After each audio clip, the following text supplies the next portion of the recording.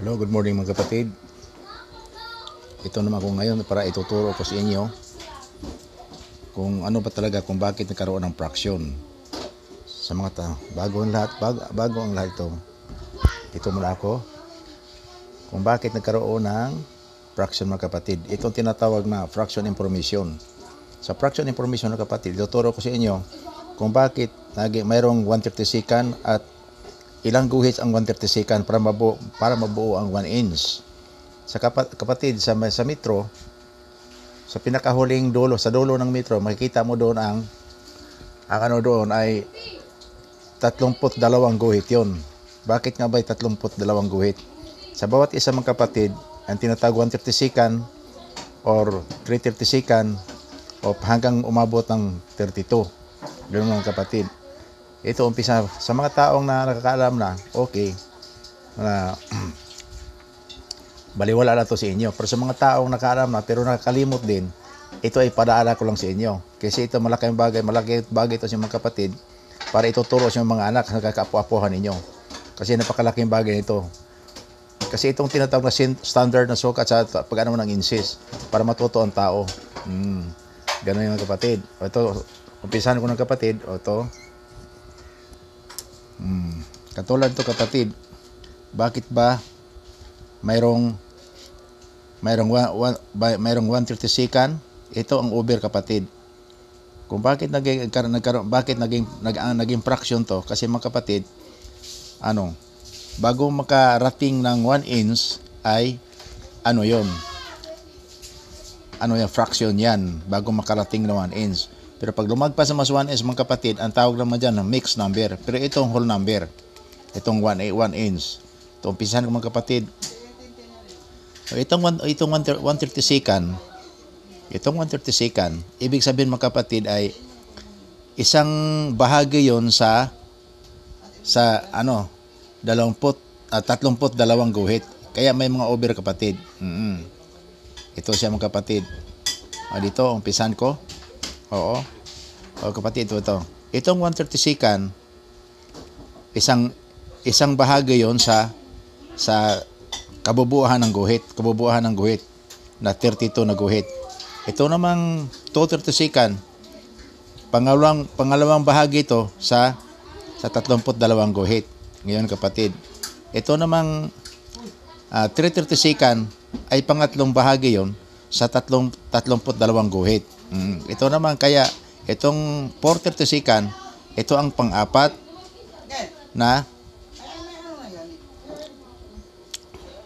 sa 32 guhit. Oo. Kaya ito, sa pang-apat, itong pang-lima, given na ito mga kapatid. Itong 4/32, maaring ito i-reduce ninyo para matukoy yun kung anong fraction ang mayroon doon sa tape measure ninyo. Mga kapatid. Itong 3/32, given na yan. Itong mga kapatid, ang 5/32, given na rin to. Prime numbers na yan eh. Itong 6/32, pwede nyo itong i-reduce. Kasi, malaman nyo doon sa tape measure nyo kung ano ang tinutukoy na itong 6/32. Kasi pwede ka reduce to lowest term. Or RTL. O itong 7/32, okay, given number yan. Itong 8/32, i-reduce mo rin yan. 9/32, given number yan. Itong 10/32, mga kapatid, ito ay tinatawag na pwede mong i-reduce kasi similar to siya. Kapatid, sa tinutukoy kong pagbabasa ng tape measure para matutuhanin nyo, sa loob ng 1 inch mga kapatid sa tag 32 ay mayroong 32 guhit. 32 ibig sabihin 32 over 32. Yan. 32 over 32. Ganun ang batas ng fraction mga kapatid. Ito, tatapusin ko lang ito dito sa Dito naman tayo sa tinatawag 11/32. Ang 11/32 mga kapatid ay ito ang tinatawag prime numbers ng ito ang pang-11 na kabahagi ng 32 guhit. Yan, 32 guhit mga kapatid. Para hindi kayo malilito. Dito sa mga bagay nito, dapat hindi kayo malito dahil tinituro ko na dito ang sekreto kung bakit naging fraction to. Kasi ang fraction kapatid, um, less than 1 inch fraction ang tawag niyan, mga kapatid. Kasi hindi pati nag-whole number. Puro fraction pala to. Ito 13/32 pang 3C na bahagi sa 22 kabubuan ng fraction. O itong 13, itong 14/32, okay, i-reduce mo rin to. Kaya mo tawag dyan sa pag ni-reduce mo yan ay 7/16. Dito i-reduce mo to. Basta pag may mga pares kapatid dito sa ibabaw, pwede mong i-reduce yan. Katulad ng 12, 32. O ito, pag i-reduce mong 12, o 6, pag i-reduce 32, i-reduce mong 32 ay 16. Mayroon pang 6. Reduce mo pa ang 6, maging 3. Kaya ang 16 ay, ang 16 i-reduce mo pa, ay maging 3 siya kapatid. So, malinaw na kapatid. Basta, pero ito, diniretso ko pagsulat ng lahat to para siguro maunawaan niyo kung paano. Para maintindihan ninyo. Ito tinawag 15/30. Itong 15/30 ay pang 15 kabahagi sa 32 guhit. Itong 16 mga kapatid, ito rin pang 16. Pang 16 na kabahagi. Itong 17/30 pang 17 sa kabubuhang guhit ng 30. Kaya 17. Itong 18, ito ang 18/30. 18/30, ganun din. Ganun kapatid, sunod-sunod lang yan. 19/30, wala nang reduce yan ha. Itong 20/30, mag-reduce kayo dito. Itong 21/30, prime number siya, walang reduce. Itong 22, mag-reduce kayo dito. For example, sa 22, hatiin ang 22, 11. Hatiin mong 30 ay 16, kaya 11/16. Pero kapatid, diretso ko lang pagturo nito na siguro maunawaan niya kung ano ang sistema kung bakit nagkaroon ng fraction. Kailangan talaga mga kapatid na maunawaan nyo to kasi madali itong unawain kasi simple itong ituturo ko sa inyo. Itong 24/30, yun, mag-reduce kayo dyan. Itong 25, given na yun, 30. So, itong 26/30, reduce kayo dyan. 27/30, given number. Ang 28/30 ay similar fraction. Ito, 29, prime numbers. 30/30, similar. At itong 31/30, given number na. At 32/32. Pag 32 kapatid, over 32, equivalence to 1 inch. So mga kapatid, unawaan ninyo? Sana mga kapatid, hindi kayo nalito dito. Ito mga kapatid, sa mga natutuo na nakalimot, palaala ko lang. Sa mga taong hindi pa nakakaalam, ito ang dapat pag-aralan ninyo. Kasi pag inaral nito mga kapatid, no wonder mayroon kayo pagmayabang. Madali magyabang pag may alam, pero pag wala kang alam, hirap magyabang. Mapapahiya ka lang, di ba? Ganoon yan kapatid.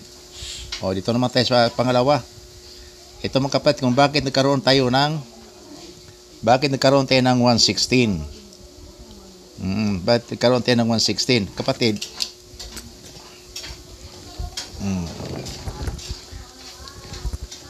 sa isang pulgadira, mayroon din diyang 16 metro, mayroong 16 na guhit. Yan mga kapatid. Kaya ang tawag dito mga kapatid, fraction information tayo. Kaya ini-inform ko dito kung anong dahilan kung bakit nagkaroon ng fraction. Kung paano ginagawa ang fraction, bakit ganito ang fraction.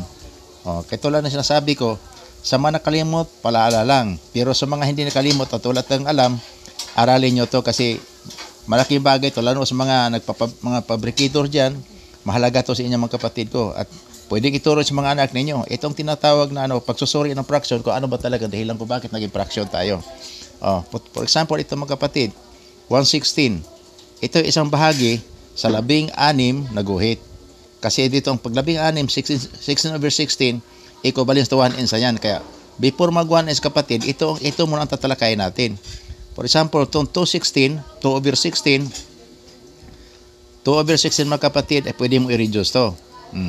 Itong 3/16, given number na yan. Itong 4/16, similar fraction. 5/16, given number. 6/16, similar. 7/16, prime numbers. 8/16, similar.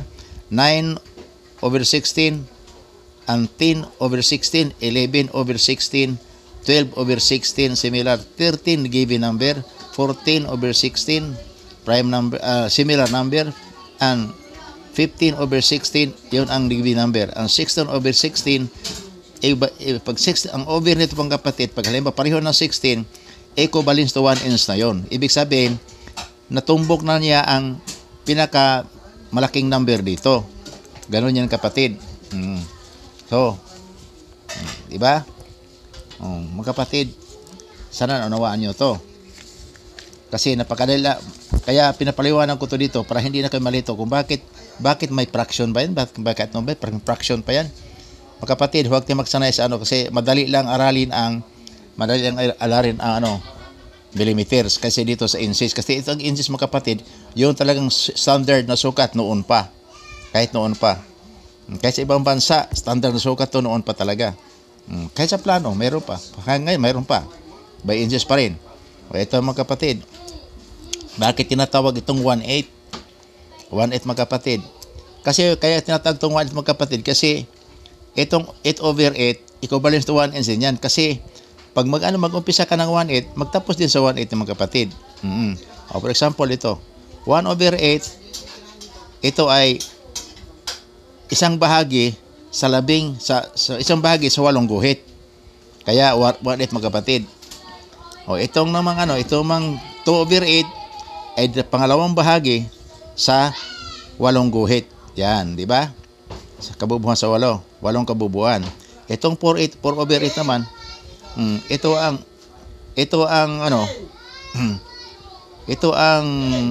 pang-apat na bahagi sa 8 kabubuan. Ang 5 over 8, ito naman pang-5 bahagi sa 8 ng kabubuan. Ito namang pang-6 na guhit, ito namang kabubuan, itong pang-6 na bahagi sa 8 guhit. Kapatid, kaya pag halimbawa pag 1/8, magtapos ka dito sa 1/8 para malaman mo. Pagdating pero dito, tandaan mga kapatid, dito sa mga kapatid, itong mga similar fraction na to, itong tinatawag similar fraction, ay mag-reduce ka pa. For example, itong 6, i-reduce mo, hatiin mo 6, hatiin mo ang kaya 3/4 na siya kapatid. Ganun yan. Ganun mga kapatid ang pagtatalakay ng fraction. Katulad nito, to 7/8, given number na yan. 8 over 8, equivalent to 1/n na yan. Kasi dumako na tayo sa tinatawag whole number. Tandaan mga kapatid, ito, given number, 3, given number, 5, given number, 7, given number, and 8 ay similar fraction.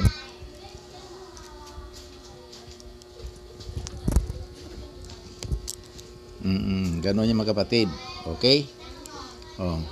Ito naman tayo sa pinakapanghuli. Kung bakit mayroon ba ito madali lang ito kapatid kasi 1/4. Dito sa una medyo hirap tayo dito kasi 22 guhit yan. Pero pareho lang yan. Pag suma total mga kapatid, pareho lang yon. For example, itong itong 1/4. Bakit may 1/4, may 2/4, may 3/4, at may 4/4? Mga kapatid, katulad na sinabi ko sa unahan, itong tinatawag 1/4 ay kabahagi yon sa 4 na guhit. Yan, di ba? Ito namang 2 over 4, pangalawang bahagi yon sa 14 na guhit. Ito naman itong given number, itong 3/4, 3 over 4, ito ay pangatlong bahagi sa 4 na bahagi. Ito namang pang-4 naman ay 4/4. Kaya ibig sabihin mga kapatid, equivalent to 1/n na yon. Mga kapatid, malinaw ba? Sana mga kapatid, tinuturo ko, hindi kayo nilito at ulit-ulitin nyo pag subscribe sa aking channel o pag makikita ninyo kayo marami yung content ng channel ko mga kapatid. Pumili na kayo anong gusto niyo pag-aralan. Anong gusto niyo pag-aralan gawin. Dito na mga kapatid, tinuturo ko lang para hindi kayo malito kung bakit may fraction, ba't may ganito. Ano ba talaga ang fraction? Kaya pinapaliwanag ko dito kung anong ibig sabihin ng fraction. Kasi ang fraction ng kapatid, more than one mga kapatid, mixed number. Pero pagdating dito sa pag dito sa 1/n, yun ang pagdating ito ng kabubuan sa 32 guhit. Kaysa dulo ng metro kapatid, nandoon ang guhit may tatlong yan, pero maliit na ito mga kapatid. Gusto pa nga talakayin ko dito ang 164 pero wala tayong dito gawa ng karamihan daw sa metro tip measure mga kapatid, nandito na tong 132nd saka 116. O nandoon na ang lahat. Kaya mga kapatid, tandaan mga kapatid, sa mga taong nakikalimot, palaala lang. Sa mga taong may alam na, wala na to sa inyo kasi hindi mo na may alam na kayo eh. Pero hanggat maaari mga kapatid, sa mga taong walang kaalam at may alam na, ituturo nito sa mga kapu-apuhan ninyo, sa mga anak ninyo, para hindi magmumukhang tanga doon sa eskwelahan. Kasi karamihan nila masabi, matalino siya. Matalino, pero i-question mo na, wala namang alam tungkol sa math. Ito mga kapatid, napakasimple ng pagtuturo ko sa inyo na sa ganang matutuhanan ninyo. Ito ang mahalaga sa math, sa math mga kapatid, at pagsusukat. Importante mga kapatid. Kasi ang pagsusukat, sa pangalan, pag may spelling, okay lang. Pag makamali yung spelling, okay lang, mababasa pa. Pero ito mga kapatid, pag halimbawa, mabawasan ng isa to, wala na, lugi ka na. Di mo na alam yan. Sala ka na doon sa answer mo. Tandaan mo, itong 130 over 30 second, mga prime numbers yan. Itong ito 330 second, 530 second, 730 second, 930 second, 1130 second, 1330 second, puro mga prime na ha. Ito ang 15 30 second, 17, 19, 21, 20, 20, 23, 25, 27 hanggang umabot to sa 30 second. Ngayon dahilan kung bakit mayroong tinatawag 130 second, 330 second. Ito mga pagdating mo to sa seminar kapatid, para matukoy nyo kung anong fraction meron sa tip mission ninyo, para matukoy nyo, ito i-reduce nyo to. Itong 130, ito ang itong 30 second, pag hinati mong dos, pag hinati mo dos, pag hinati mo 30 second, 16, di ba? Pag, ganun mga kapatid. Okay? So, sa mga kapatid, yung tinuturo ko sa inyo na intindihan ninyo at malaking bagay ito para sa inyo mga kapatid kasi ito mga kapatid, hindi ako nagtuturo ng mali sa inyo. Ito mga tinuturo ko sa inyo, malaking pakinabang ito sa inyo. Sa ganon, sa mga anak ninyo, mga kapu-apuhan ninyo, sa mga kaibigan ninyo na hindi pa alam na ang pwede nyong turuan, ito ang gagawin nyo mga kapatid para matuto sila. O di mga kapatid, maraming salamat. God bless yung lahat at hanggang dito na lang ako. Okay.